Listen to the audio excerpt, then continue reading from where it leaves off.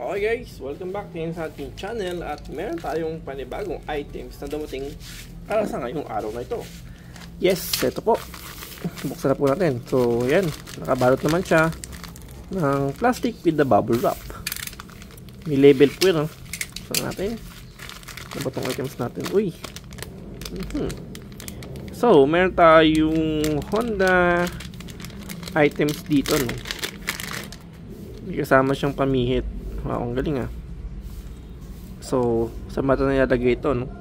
So, ito po yung sa mga side stand. Pero, not all, or hindi siya, sometimes, mayroong mga side stand na hindi naman talaga universal. Pero ito kasi nakalagay sa kanya is for Honda CB150X. Pero, hindi ko lang sure kung talagang pang Honda CB150X siya. Anyway, so, meron siyang kasamang pamimihit naman. All goods naman to. Ayan, check natin.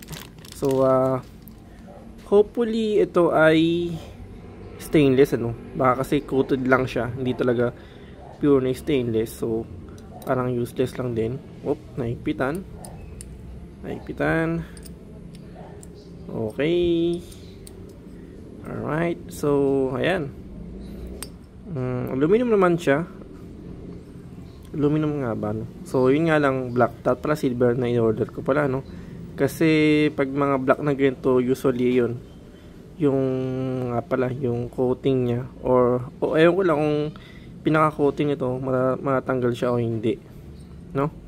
So yun, kasi sometimes problema pag black nga pala silver na i-order ko na para hindi rata pag migasgas.